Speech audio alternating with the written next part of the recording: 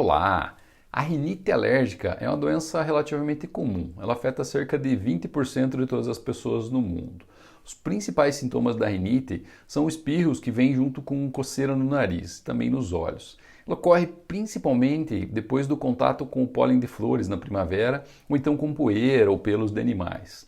Nesse vídeo aqui você vai aprender tudo sobre a rinite, incluindo como que é feito o diagnóstico e o tratamento, além de algumas dicas valiosas para você melhorar dos sintomas. Já aproveita para deixar o seu curtir e seguir o canal se ainda não o faz. E seja muito bem-vindo! A rinite alérgica é uma doença em que ocorre uma reação exagerada do organismo na região do nariz. Essa alergia é devido a estímulos, tais como poeira, pólen ou então pelos de animais. Mas qualquer outro produto pode desencadear essa alergia. Essa reação leva ao aparecimento de sintomas como espirros, coceiras e o nariz escorrendo ou então trancado. Em alguns casos, pode vir associada com tosse, irritação e também cansaço. Os sintomas podem durar poucos dias e logo depois desaparecer, mas também podem permanecer por várias semanas. Em alguns casos, eles podem ser graves, dificultando o sono e ainda trazendo dificuldades para as atividades diárias, atrapalhando o desempenho na escola, na faculdade, no trabalho e ainda atividades físicas em geral. Em alguns casos, se não for tratada de forma adequada, pode acontecer a piora dos sintomas, com o aumento da sensibilidade aos produtos que causam alergia com o passar do tempo. Por exemplo, se no começo da doença era necessária uma grande quantidade de pólen ou de poeira para disparar os sintomas, com o passar do tempo, com a doença não tratada, pode ser que uma pequena quantidade da substância irritativa já desencadeie uma crise. Uma característica clássica é a presença de uma pequena marquinha aqui em forma de uma linha horizontal no meio do nariz de quem tem rinite. Isso é porque a pessoa que tem rinite ela fica coçando o nariz toda hora e daí acaba forçando aqui, fazendo uma dobra no nariz, o que ocasiona essa marca característica. Quem tem rinite tem mais chance de ter, por exemplo, sinusite, ou de forma talvez mais adequada, rinocinusite, que é a presença de rinite e sinusite ao mesmo tempo. A sinusite é a inflamação do tecido que fica dentro dos seios paranasais. Os seios paranasais são as cavidades cheias de ar que estão aqui presentes na face, principalmente em cima e abaixo aqui dos olhos. O conteúdo eventual que tem ali dentro desses seios paranasais, ele é normalmente drenado para dentro do nariz. E se o nariz ficar entupido, então congesto por causa da rinite, tem uma maior facilidade de ocorrer uma inflamação, então uma infecção nesses seios paranasais, o que acaba causando a dita rinocinusite. No caso da sinusite é mais comum a ocorrência de dor de cabeça e também dor na face, justamente porque bem nessa região aqui dos seios paranasais que acontece o excesso de secreção que não consegue ser drenada e daí ele aumenta muito a pressão e acaba tendo dor na face. Você já teve gripe, ficou com o nariz trancado, escorrendo e você teve dor no rosto, principalmente na região aqui ao redor dos olhos, é muito provável que você já teve sinusite. A rinite também é mais comum em pessoas que têm outros tipos de doenças alérgicas, como asma, dermatite ou conjuntivite. Falando aqui de conjuntivite alérgica, né? Não daquela causada por vírus ou bactérias. Um bom médico de família, um clínico geral ou um otorrinolaringologista está habilitado para fazer o diagnóstico e o tratamento da rinite. A história é clássica, né, com os sintomas que eu já falei, espirros e coceira depois do contato com a poeira, pólen ou algum outro produto, e que tem esses sintomas associados aos fatores de risco, como a presença de outras doenças alérgicas e eventuais sinais característicos, como aquela marquinha no nariz, normalmente são suficientes para fazer o diagnóstico da rinite.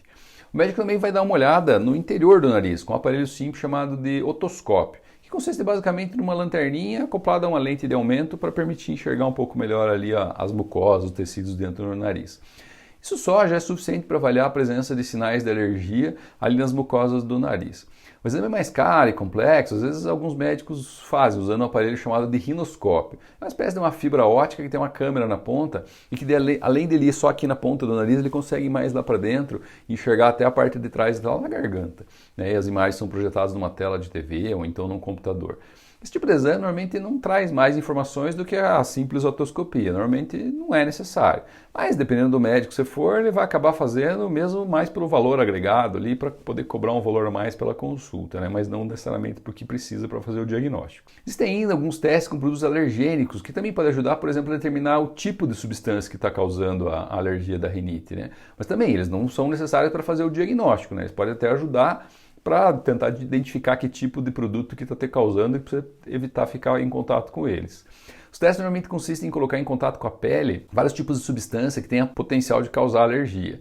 A substância fica na pele normalmente da região das costas por 1 ou 2 dias e depois é feita uma espécie de uma leitura, né, para ver se houve alguma reação na pele e daí identificar qual é a substância responsável por essa alergia. Então coloca lá vários tipos de substâncias diferentes, se alguma dessas deu alergia, você já sabe, opa, essa aqui é a possível culpada da alergia, né? Também não é certeza que seja aquela, mas é um potencial alergênico aí para o teu corpo. Outro tipo de teste que também é bem mais caro consiste em fazer um teste de sangue, para tentar avaliar a presença de anticorpos contra algumas substâncias alergênicas específicas. Mas também não é algo necessário para fazer o diagnóstico da rinite. Pode eventualmente ajudar a identificar o que está causando, caso você já não saiba, né, que é o pó, o pólen da flor ou coisa do gênero. Outros exames tipo radiografia, ressonância magnética ou tomografia computadorizada, principalmente da face, que alguns pedem, não são necessários, né? A menos que tenha uma história de algum trauma recente, ou então alguma outra condição que não seja muito, isso aqui parece rinite, mas não está muito com jeito, então de repente o exame de imagem ali da cabeça pode eventualmente ajudar. Em poucos casos em que o diagnóstico não foi possível de ser estabelecido, então que o tratamento não está surtindo efeito, né? Pensou que era rinite, está fazendo o tratamento de forma adequada, mas não está tendo efeito, aí pode ser que o médico peça esses exames ou então algum outro tipo para tentar identificar melhor o que é a causa da alergia. O tratamento da rinite é realizado na maioria das vezes, basicamente evitando o contato com agente alergênico, quando possível, né? E também associado ao uso de alguns medicamentos. Quem tem alergia a pelo de animais deve evitar a presença dos animais, né? Ou pelo menos realizar a limpeza diária dos cômodos que frequentam mais constantemente, como por exemplo o quarto onde dorme, o escritório, a sala de estudo onde fica mais parte do dia, né?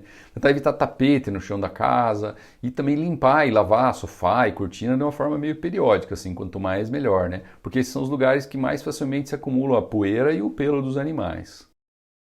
A lavagem do nariz com soro fisiológico não só pode, como deve ser utilizada por todo mundo que tem rinite alérgica. A água ajuda a lavar os agentes que estão causando alergia e que estão ali presentes na mucosa do nariz, e o que ajuda a reduzir bastante os sintomas. Ela pode ser realizada sempre que é necessário, várias vezes por dia, ou ainda, se você preferir, fazer em horários determinados, né? Cada 2 horas, cada 4 horas, enfim. Não tem uma regra exata, cada pessoa tem que identificar o que é melhor para ela. Você pode aplicar usando uma seringa, espirrando lá 5 a 10 ml em cada narina. Ou então usando aqueles sprays, né? Fazendo 1 ou 2 jatos em cada narina. E tem uma forma de um soro fisiológico que é chamada de jato contínuo, que consiste num frasquinho de soro com uma embalagem de alumínio semelhante a tipo aquelas de desodorante, né? A aplicação desse jato aí por 1 ou 2 segundos em cada narina às vezes pode ser suficiente. Em adultos, dá para fazer a lavagem ainda com irrigação de quantidade maior de soro, tipo 200 ml de soro ou até mais. Ou seja, não tem uma regra geral, vai depender da preferência da pessoa e o que ela perceber que está sendo mais eficaz, né, efetivo para aquela situação. Uma sugestão é de lavar o nariz assim várias vezes por dia, mas também logo depois ou no final do banho, né? Pode ser durante o banho ou então depois de acabar de tomar banho.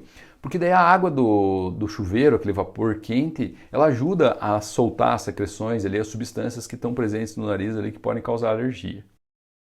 Em alguns casos, o médico vai acabar prescrevendo um medicamento chamado de corticoide, um corticoide de uso tópico, né, uso local ali só no nariz, que precisa ser aplicado 1 às vezes 2 vezes por dia e de preferência logo depois de lavar o nariz. Então lava o nariz com soro fisiológico, deixou ele limpo, pode assoar o nariz no papel ali para tirar o excesso de soro que ficou no nariz e daí aplica 1 ou 2 jatinhos do corticoide. Os corticoides eles podem ter efeitos assim em poucas horas. Aplicou, algumas horas depois ele já dá uma boa uma melhorada. Mas os melhores benefícios só vão ser percebidos depois de alguns dias ou até algumas semanas de uso. E um alerta sobre os corticoides é que apesar de eles serem aplicados só no nariz, eles também podem ser absorvidos pelo corpo e acabarem caindo na corrente sanguínea. E daí o uso contínuo, diário, por muitos meses ou às vezes até anos que algumas pessoas fazem, pode acabar trazendo consequências, principalmente para a criança, e que pode prejudicar o crescimento dessas crianças. Então a dica aqui é: somente use corticoides com prescrição e acompanhamento regular de um médico. Apesar de serem menos eficazes, o médico pode ainda prescrever medicamentos antialérgicos, que são chamados de antihistamínicos. Existem os antihistamínicos de primeira e os de segunda geração. Os de primeira, que são os mais antigos, ele tem uma ação também no sistema nervoso central, e por isso o principal efeito colateral dele é causar sono, sonolência para a maioria das pessoas.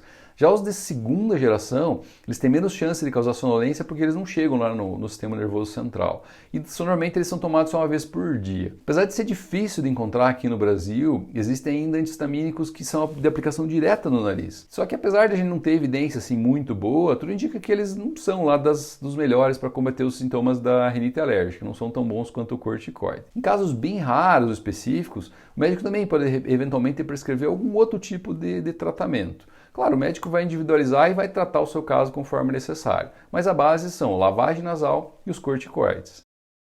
A rinite alérgica é uma doença relativamente comum, que consiste numa alergia causada por poeira, pelos ou pólens de flores que estão presentes no ar. Os principais sintomas são os espirros associados à coceira e o entupimento ou a coriza do nariz. O diagnóstico é feito normalmente no consultório médico sem precisar de nenhum exame adicional. O tratamento consiste basicamente em lavagem nasal com soro fisiológico, além de alguns medicamentos, principalmente os corticoides nasais. Evitar o contato com os agentes que causam alergia é a melhor medida para ficar longe das crises. E não hesite em procurar ajuda médica sempre que necessário.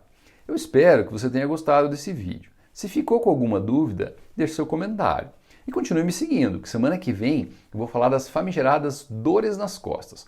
Qual a causa delas e como melhorar dessas dores. Já ative as notificações aí para não perder mais esse vídeo. Um forte e caloroso abraço. Tchau!